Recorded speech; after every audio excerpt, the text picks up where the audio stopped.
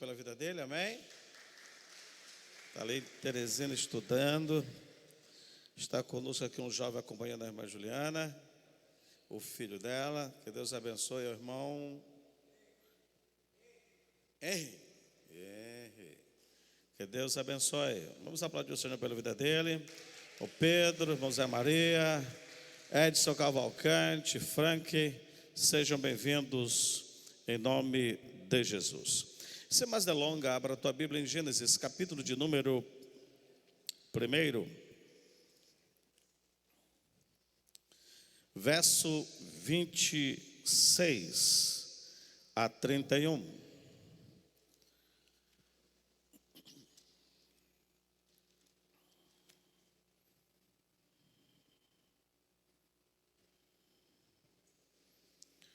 E disse Deus: façamos um homem à nossa imagem, conforme a nossa semelhança, e domine sobre os peixes do mar, e sobre as aves dos céus, e sobre o gado, e sobre a terra, e sobre todo o réptil que se move sobre a terra.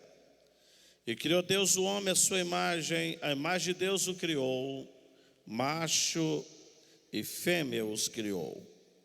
E Deus os abençoou.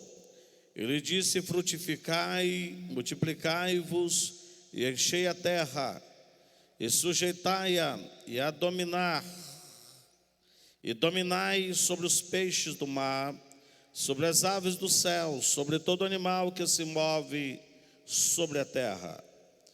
E disse Deus: eis que vos tenho dado toda a erva da semente, e que está sobre a face de toda a terra, e toda árvore que há fruto de árvore que dá semente, servos-ão para mantimento. E a todo animal da terra, e a toda ave dos céus, e a todo réptil da terra, em que há alma vivente, toda a erva verde lhe será para mantimento. E assim foi.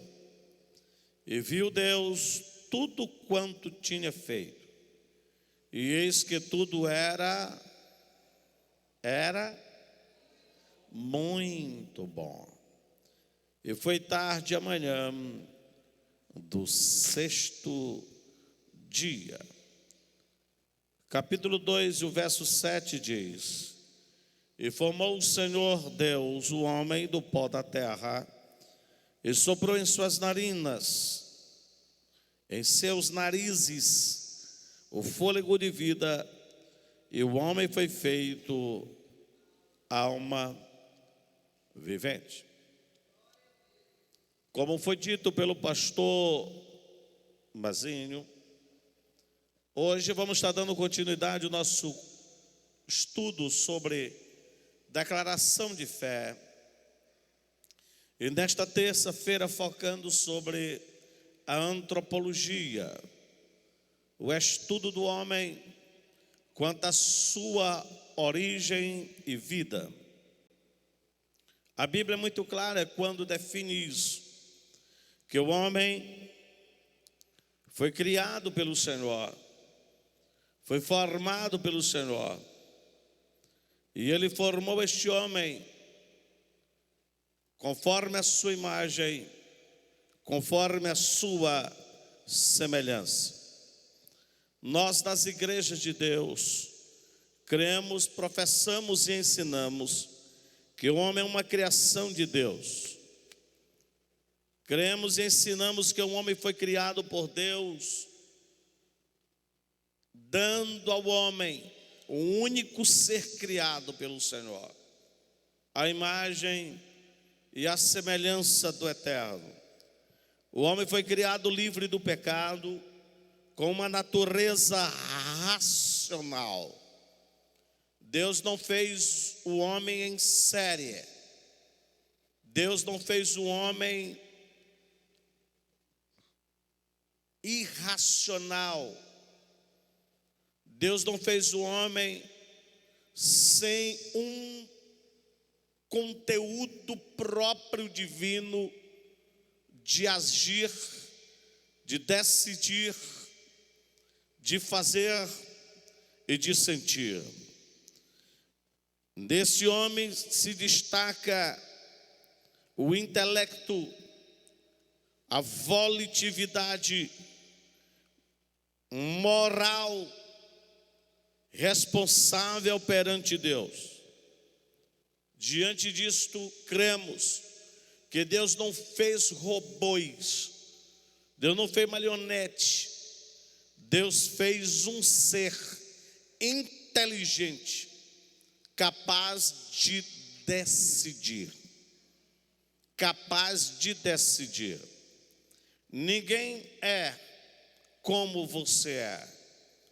Ninguém tem com características semelhantes o que você tem.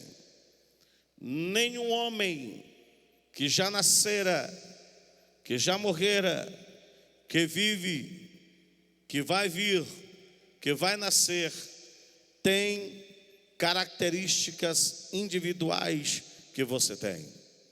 Nenhum homem tem a impressão digital que você tem. Nenhum homem tem a íris do olho que você tem. Nenhum homem tem a cartilagem de orelha que você tem. Nenhum homem tem o cabelo que você tem, a não ser que seja peruca, e não é seu, é de quem deu. Nenhum homem tem a voz que você tem. E o último estudo agora: nenhum homem tem o caminhado que você tem. A forma de caminhar é específica, exclusiva de cada pessoa. Um Deus que se preocupa em dar uma individualidade exclusiva para cada ser humano. É o Deus que te formou a sua imagem, conforme a sua semelhança. Cremos e ensinamos que a intenção de Deus na criação do homem foi para que este pudesse glorificá-lo, mantendo comunhão com Ele e fazendo a sua vontade inteiramente. A palavra homem, no relato da criação de Gênesis 1 e 2, ele é chamado de Adão, que é o mesmo que Adão. Ele vem de um hebraico muito antigo, chamado a língua dos acádios, que na sua profundidade identifica como o homem vermelho, que foi considerado dentro do povo de Israel como o homem ruivo. O homem ruivo. Este homem vermelho, feito do barro vermelho, da argila, que aparece depois com o nome do próprio, como homem ou Adão. Este ser humano foi criado por Deus, e Ele os criou dentro de uma identificação de 1:27, macho e fêmea. A imagem de Deus o criou para si. Trata-se de um ser inteligente que foi capaz de dar nome aos animais e dominar todos os seres viventes que voam, que rastejam, que nadam e que andam. Ao homem foi dado esta autoridade. Porque cremos, porque o homem foi feito à semelhança de Deus. Tiago 3,9 diz: os homens feitos à semelhança de Deus, um pouco menor do que os anjos, coroado de honra e de glória. Eu quero mergulhar um pouco mais sobre isso. Dotado por Deus de livre-arbítrio, ou seja, com liberdade de escolher entre o bem e o mal. Tivemos até discutido um pouco sobre isso lá em casa com o pastor Mazinho, a Ivanúcia, nesta proposta. O homem tem o poder de decisão. Se ele não tivesse poder de decisão, não tinha juízo sobre ele, não tinha condenação sobre ele. Como é que eu vou condenar alguém que não tem poder de decisão? Como é que eu vou ter juízo sobre alguém se ele não pode decidir por si? Se tudo já está determinado por si. Eu quero dizer, dentro desta força espiritual dado ao homem, tanto no intelecto como no racional, quanto na forma evolutiva do agir e do decidir. Esta proposta não vem de algo incomum, isso vem de um Deus sobrenatural. Amém ou não amém? Mediante a graça, essa escolha continua, mesmo depois da queda do Éden. Pastor, ele é escravo, mas ele pode decidir. Pastor, mas o homem está morto. Existem dois estados: o estado e o ser. O estado e o ser. A Bíblia diz que nós já estamos mortos em nosso delírio de pecado, mas o meu ser tem algo espiritual, que este algo espiritual, ele tem um contraponto eterno, que é somente dado por Deus. E este contraponto eterno me dá o direito de decidir quem é o que quero servir. Quem é o meu Deus? Quem é o Senhor da minha vida? Por que não? Por isso que tem uma palavra que diz: se hoje ouvires a voz do Senhor, não endureçais o vosso coração. E esta identidade é muito precisa. Lá em João 7,17 leva a essa escolha contínua. Ele diz assim: se alguém quiser fazer a vontade dele pela mesma doutrina, conhecerá se ela é de Deus ou se eu falo de mim mesmo. Se alguém quiser. Ele diz assim: ei, se alguém quiser vir a mim e beba da água que eu lhe der. Há um poder de decisão no homem que quer. Quem pode dizer amém? Este primeiro homem tinha este poder de decisão. Pulando um pouco, Deus fez o homem à sua imagem e semelhança. Consequentemente, fez a sua esposa Eva, tirando do seu lado, e a eles foi dado a graça de viverem em um oásis no deserto. A palavra Éden significa deserto. Deus plantou um jardim no deserto para que Adão e Eva vivessem lá. Quem está comigo aqui? Olha só, se você ler Isaías 53 e o capítulo do servo sofredor, você vai encontrar: verdadeiramente levou sobre si as nossas dores, as nossas enfermidades, as nossas doenças, ele levou sobre si, pelas suas feridas nós fomos sarados, o castigo que nos traz a paz estava sobre ele, e contra ele foi ferido, ele foi oprimido, ele foi castigado, os flagelos da cruz. Quem está comigo aqui? Tudo isso que Jesus padeceu na cruz do Calvário pela humanidade foi o que o homem adquiriu depois da sua queda. O homem não tinha dor. Não tinha dor. Até para comer ele não precisava derrubar suor. Ele trabalhava e não derrubava suor. Ele disse: agora do suor do teu rosto tu vai comer. Designo. O homem não tinha enfermidade. O homem não tinha doenças. O homem não tinha castigo, fadiga, enfado. Não. Ele desfrutava do mais sublime de todo o cuidado de Deus. O jardim aonde ele morava. Ele desfrutava de uma caminhada da tarde com o seu Criador. O homem desfrutava de um cuidado sublime dos céus. Quem está comigo aqui? Eu vou pensar alto aqui. O homem tinha um clima favorável para que ele não sofresse nem frio e nem calor. O homem tinha um suprimento eterno para que ele não pudesse padecer ou sofrer ou sentir fome. O homem tinha uma resistência física insuperável. Insuperável.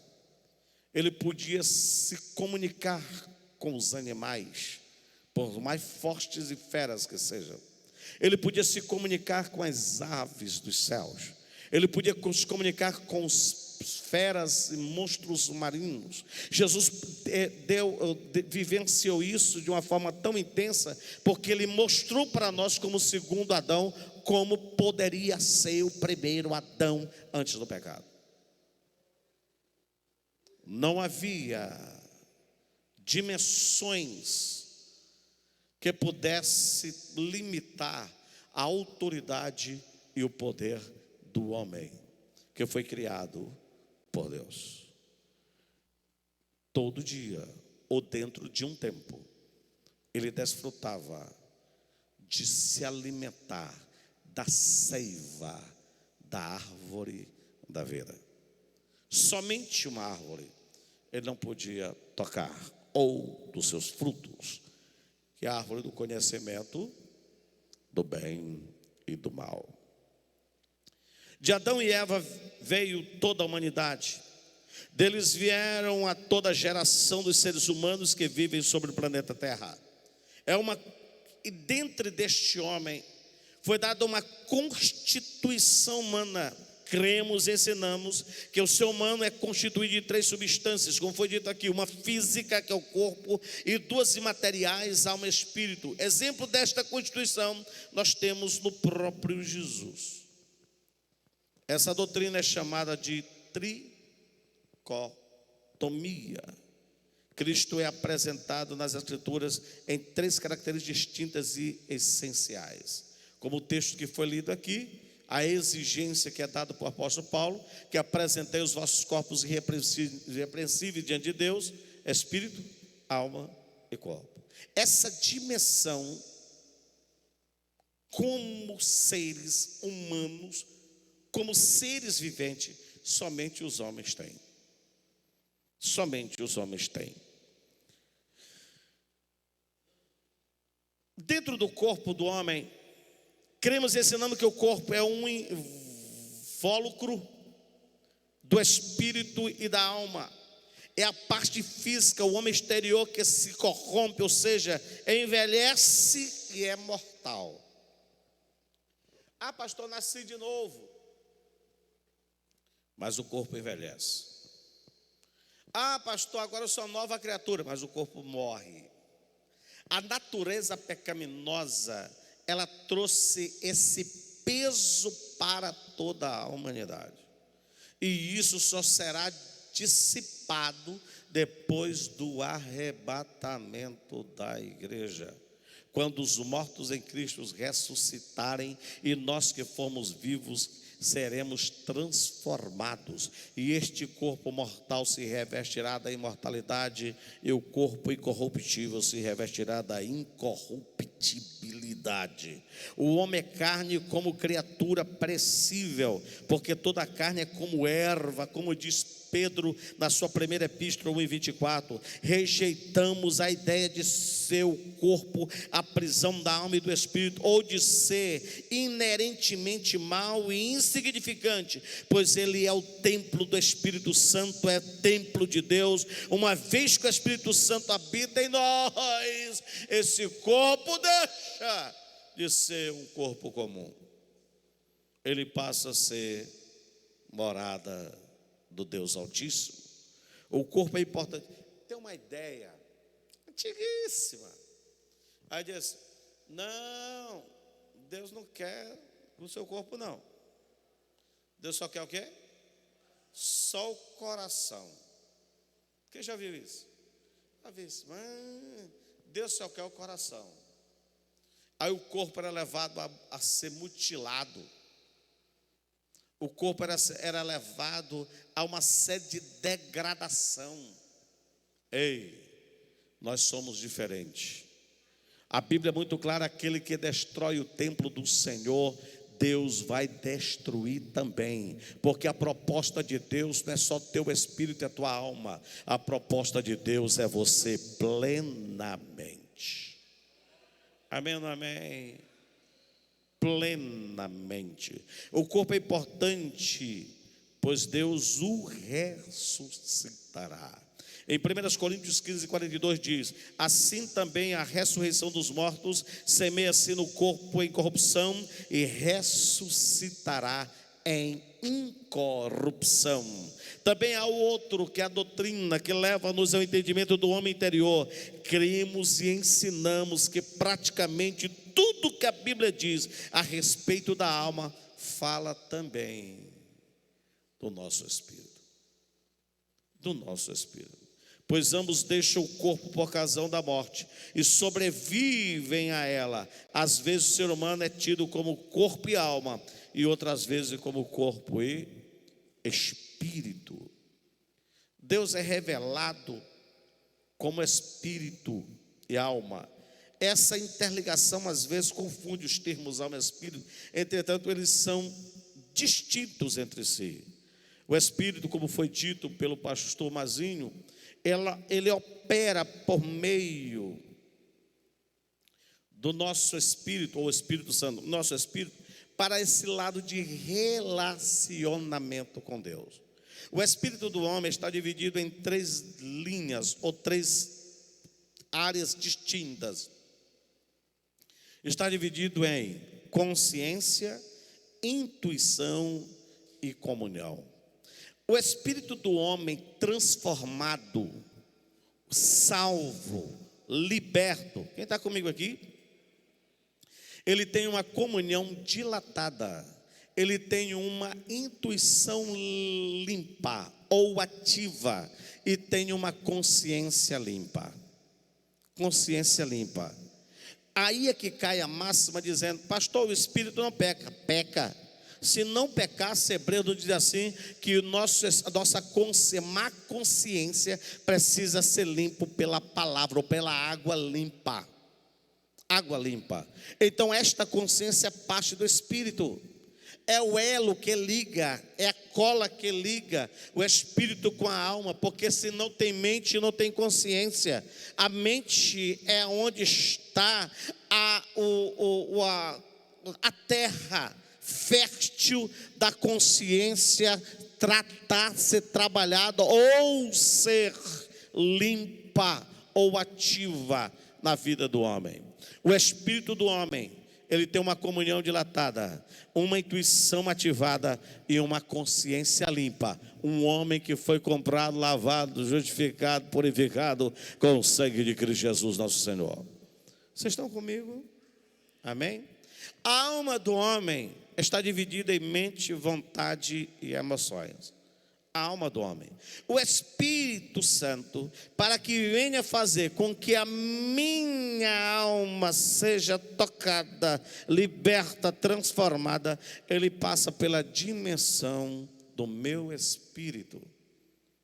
Dimensão do meu espírito. Pessoas, como foi dito aqui pelo irmão Mazinho, muito rápido, pessoas que guardam rancor, ele sufoca o seu espírito limpo. Pessoas que não ministram perdão, ele sufoca a sua comunhão com Deus. Pessoas que não tratam pecados escondidos ou atos de formas impensáveis, que trazem tragédia e tristeza ao seu coração, eles entristecem o seu espírito. Seu espírito. Mas quando uma consciência limpa, a mente deixa de ser mente de homem, com relacionamento e comunhão com a igreja, passa a ser mente de Cristo. Passa a ser mente de Cristo. As minhas emoções, elas não serão descontroladas a ponto de me tirar do caminho. As minhas emoções me conduzirá à presença de Deus. A minha vontade não é mais para satisfazer o meu ego, não é mais para satisfazer a minha carne. A minha vontade agora é para satisfazer o Senhor. Essa é a dimensão do homem espiritual. A alma e o espírito são substâncias espirituais incorpóreas e invisíveis. Apesar dessas características comuns, são entidades distintas, porém inseparáveis. São os dois lados das substâncias não físicas do ser humano. Pastor, animais têm alma? Tem, mas não é igual à alma do homem. A sua alma, que é a identificação da vida no corpo, que a Bíblia muitas vezes fala de identificação da vida no corpo do animal, é diferente do animal. Por quê, pastor? Porque a sua alma representa uma deidade de Deus em você. Por isso que nós fomos criados à imagem e semelhança.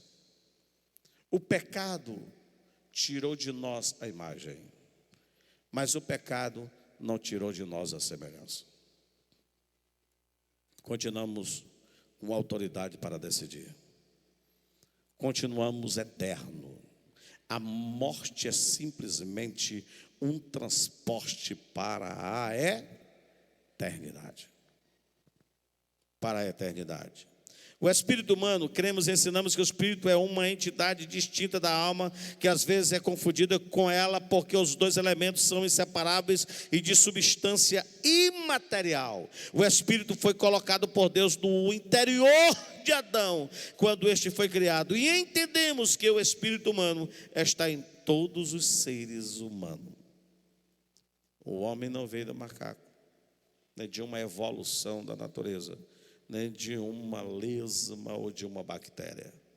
O homem veio, a humanidade veio de um casal em que Deus soprou nele um espírito de vida.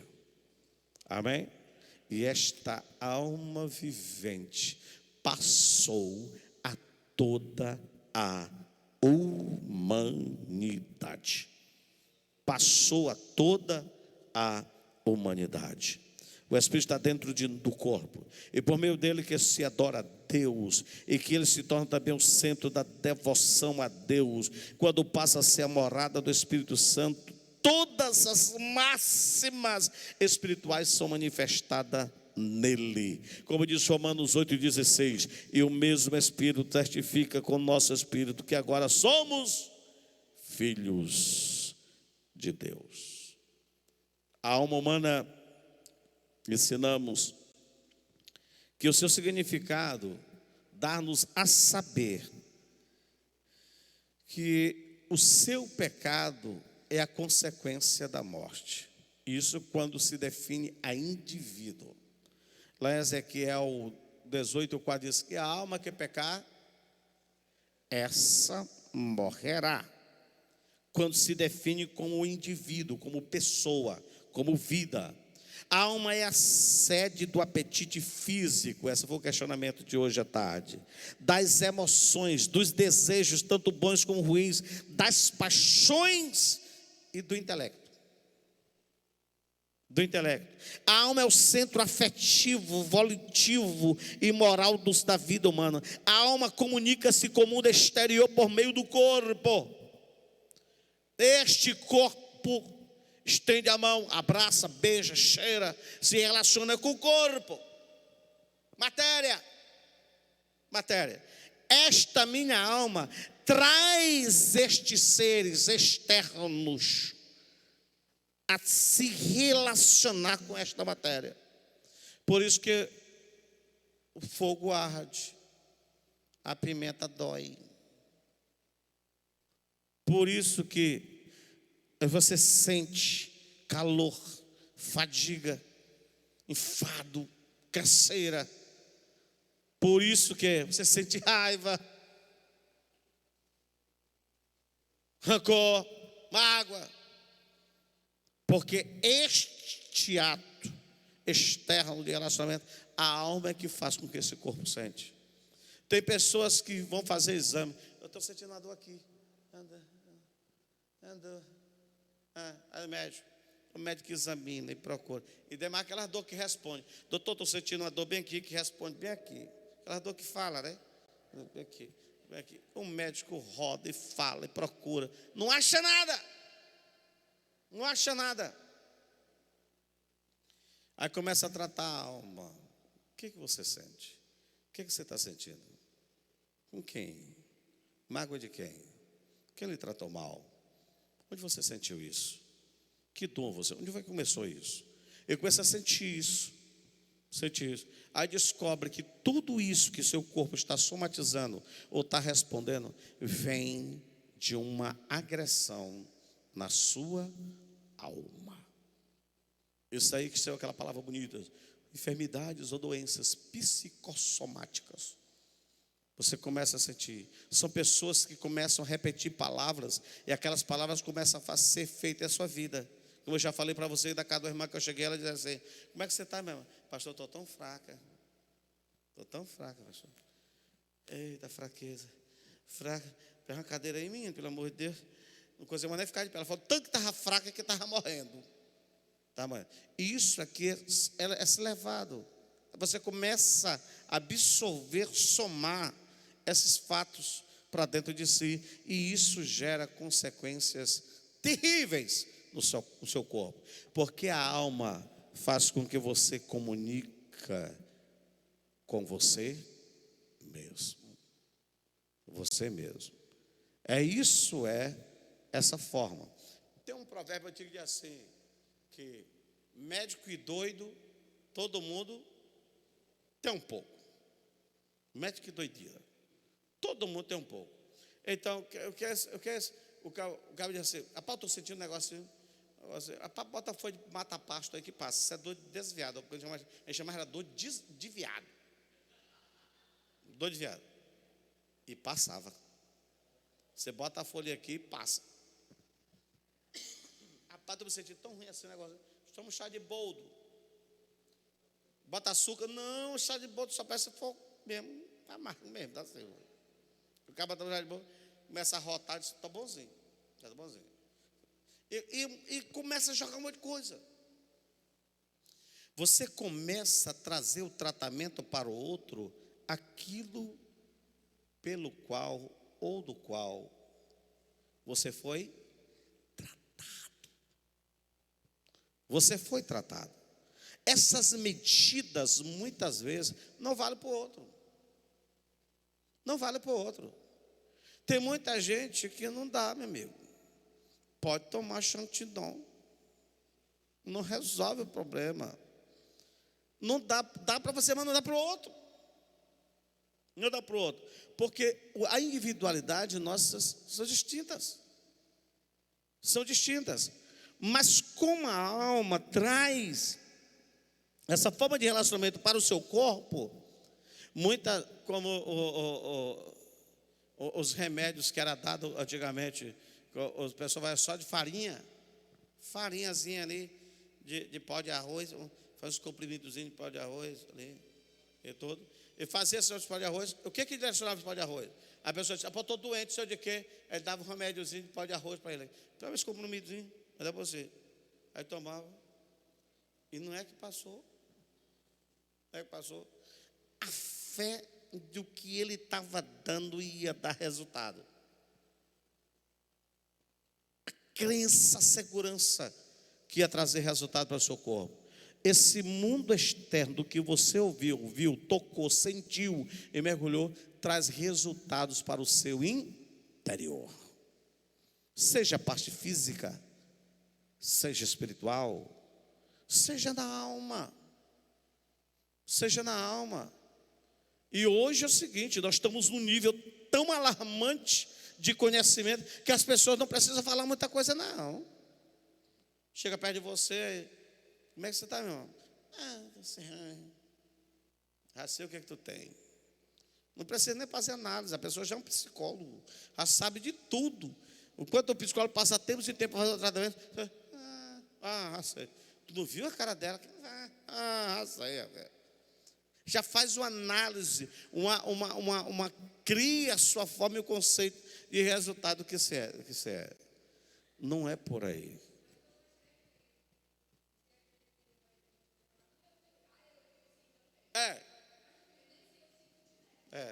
Tem pessoas que o outro não pode dizer que tem enfermidade, não. Mesmo que não sente, já absolve. Rapaz, eu sinto a dor tão na minha perna, eu também tenho. Olha, também tenho isso aí. Não, também tenho. Ele não quer deixar que o outro sinta sozinho. E tem outros que são carregados de tanta enfermidade que eu tenho até medo. Tem tanta it, não é, Edson? Tem tanto it que você fica assustado com tanta inflamação que tem. Então, quer dizer assim, dá para você administrar esses fatos que vêm contra você mesmo, através de uma alma limpa, que está ligada em Cristo. A irmãzinha indicou, diz assim: irmã Nancy, e se seu trabalho numa casa de família, e se seu patrão viajar, e se a senhora adoecer, e se ninguém gostar de você, senhora, e se o neto não gostar de senhora, irmã, eu só conheço um sim. É Romanos 8:31. Se Deus é por nós, quem será contra nós? A verdade é a partir dela que o homem sente, alegra-se e sofre através dos órgãos sensoriais. Como um dos elementos da natureza essencial do ser humano, a alma é uma substância corpórea invisível, inseparável do espírito, embora distinta dele, formada por Deus dentro do homem. Dentro do homem. Apocalipse 6, 9 e 10 diz: vi debaixo do altar as almas dos que foram mortos por amor à palavra de Deus e por amor do testemunho que deram, e clamavam com grande voz, dizendo: até quando, ó verdadeiro e santo dominador, não julgas e vingas o nosso sangue que habitam sobre a terra? Distintamente tem os fôlegos dos animais. Cremos ensinando que os animais foram criados por Deus conforme a sua espécie. Conforme a sua espécie. O homem não, é conforme a imagem e semelhança de Deus. Conforme a imagem e semelhança de Deus. Isso é que se define. E ao homem que pecou, que se distanciou, é identificável a ele dois destinos. Cremos ensinando que na morte física do ser humano, alma e espírito são separados do corpo, e que os cristãos que partiram deste mundo são chamados de espírito dos justos aperfeiçoados, conforme Hebreus 12, 23, e os demais espíritos que estão em cadeias. Em cadeias. Outra versão, espíritos em prisões. E o que se deve ser identificável ou conhecido é que quem tem Jesus, quem morre na esperança do Senhor, quem morre na esperança do Redentor, mesmo que todos que morrem, o Espírito vai a Deus, mas de lá Deus o destina para descanso. Quem não morre com o Senhor, mesmo que esse Espírito vai a Deus, mas de lá é levado para um sofrimento. São chamados destinos. Hebreus 9, 27 diz: ao homem está ordenado a morrer uma só vez, depois disso vem o juízo. Salmo 78, verso 32, porque se lembrou de que era carne, um vento que passa e não volta. Morte significa separação. A nossa vida, ela está em 3 níveis. É só uma. É só uma. Ela é limitada e ela é rápida. Eu disse, ela é vida, uma vida passa e rápido. Passa e rápido. Esse entendimento. Apenas 2 destinos para os seres humanos, o céu e o inferno.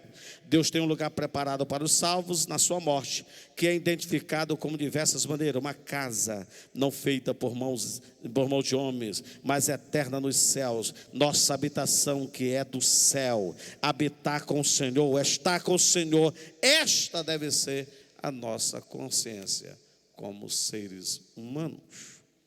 Cremos e ensinamos sobre a pecaminosidade do homem, que o destituiu, demitiu e afastou da glória de Deus, e que somente o arrependimento gerado pela palavra e a fé na obra expiatória de Redentor de Jesus Cristo pode restaurá-lo a Deus. Cremos e ensinamos que no pecado de desobediência de Adão, o homem perdeu sua inocência. Todos pecaram e foram demitidos e afastados da glória de Deus, e o salário do pecado é trazendo a penalidade da morte física, espiritual, tornando-se merecedor da ira de Deus. Assim, a queda do homem deixou o homem na sua totalidade, a humanidade plena, totalmente incapaz de escolher ou fazer o que é aceitável diante de Deus, a não ser por Cristo Jesus. A não ser por Cristo Jesus. Com a natureza pecaminosa e sem poder que o capacite a recuperar-se por si só, o homem ficou irremediavelmente perdido. A salvação do homem é unicamente através do trabalho redentor de Jesus Cristo. Queremos e ensinamos que de fato que todos os homens procederem de Adão, todos herdarão a sua natureza corrompida, sendo Jesus a única exceção. Todos os homens são pecadores por natureza, escolha e ação individual. E Jesus veio por obra e graça do Espírito Santo para nos dar a redenção plena e o acesso pleno a Deus. Amém ou não amém? Que Deus em Cristo nos abençoe para todo sempre. Amém. Avisamos aos irmãos que na quinta-feira tem um grande culto de celebração aqui, com o pastor João Filho, o pastor Ibis e o corpo de presbítero. Vai estar pregando o pastor Daniel. O tema é um tempo de clamor pela minha família. Os irmãos e a igreja são convidados a estar aqui. É mais ou menos isso, pastor, o irmão Luiz Carlos? O culto de quinta-feira, mais ou menos isso. Na sexta-feira o grupo de homens estão orando. No sábado, a partir das 16 horas, às 4 horas da tarde, começa uma grande atividade aqui, chamada Café com Arte. Os ministérios, os grupos vão estar aqui.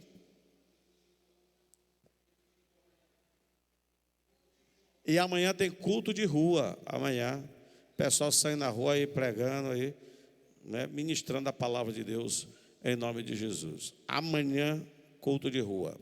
Domingo pela manhã, nosso EBD. E domingo à noite, o nosso grande culto da família, onde o pastor Mazinho vai estar pregando a palavra de Deus para nós aqui, em nome de Jesus. Amém? Na sexta-feira, vamos estar no Macapá ministrando ceia.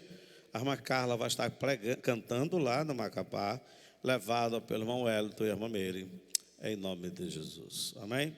Vamos ficar de pé, vamos orar, vamos falar com Deus, pedindo a graça de Deus sobre nós. Alguém tem alguma pergunta a fazer? Irmão, sente aí, irmão, sente aí.